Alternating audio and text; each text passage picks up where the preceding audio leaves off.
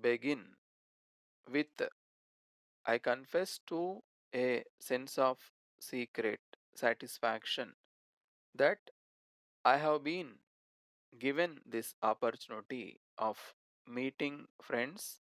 of a profession to which I once belonged, but from which I savored connection more than 40 years ago now. It is really good in this way by short contacts to be reminded of what I was once engaged in and what I tried to do in my own humble way in that profession. I am one of those who do not believe that the work of lawyers is finished. You all know that our entire constitution is based largely on British model. Our administration of justice also is largely a copy of the system that prevails there. We know what importance the British constitution has for the British people, and we also know how the judicial administration has stood the test of time and how it has proved that in spite of party wranglings on the political platform, how justice has always been able to keep itself above all parties, how judges have been able to dispense justice fairly and freely to all who have come to them, and how it has been the anxiety and the effort of all parties concerned to keep judiciary above any kind of suspicion. The mere fact that we have copied those institutions ought to be a guarantee that in this country also, at any rate, at present, and so long as our constitution, the present constitution, lasts, there can be no fear of lawyers or law courts or judges losing any of the great importance which they enjoy. And as a matter of fact, we have even now many of our top people who are engaged in the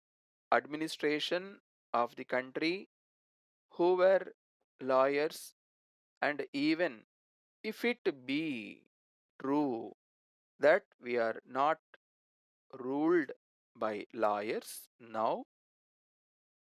there is no question that we are to be ruled according to law. And in order to be ruled according to law, there must be lawyers to point that out and lay down the law. One of the things which I have sometimes considered rather unfortunate is that while we have provided rather meticulously for the independence of our judiciary and have also provided in a way for the assistance to be given to judges by lawyers in administering the law. There is no provision anywhere that those who make the law no any law at all. And unfortunately, that is so because in democracy you can only count heads. You do not care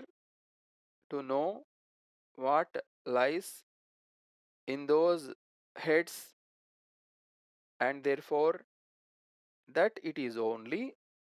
by sheer numbers that men are elected to rule the country. It is expected that in their own interest they will vote for the best men that are available, and we presume that will always happen. We have yet to see if that always happens, but let us hope that it will happen. There is one thing, however, lawyers have no fear, although it has been pointed out by the chairman of the Bar Association that there are limitations on lawyers on account of legislation in various fields where many things are being excluded from the jurisdiction of courts, and in some cases where certain matters come up for judicial interpretation, lawyers are not permitted to help in arriving at the correct decision on the law by the persons who have to decide the law. All that is true, and personally, I feel that it is not at all good that jurisdiction of courts should be excluded unless it is a case that it is impossible or it is not in the best interest of the society as a whole, that courts should interfere, because there is always a tendency in those who have the power to so use the power as to be consistent only with the existence of that power, and not to allow anything to be done which may in any way tend to a reduction of that power. And for that reason, governments, like individuals, are apt to act in such a way as to exclude the jurisdiction of the third parties, like judges, who are not influenced by the same consideration as rulers or administrators are. There is such a tendency, and I say that it is not a good tendency. It should not be there, because unless it be a matter of state in which you cannot trust the judges, and where you have to take a decision purely on administrative grounds, there is no reason why even the acts of the administration should not be open to judicial interpretation and to judicial interference if necessary. But that is a question of opinion, and some people may hold that opinion, others may hold that the interests of the people or important.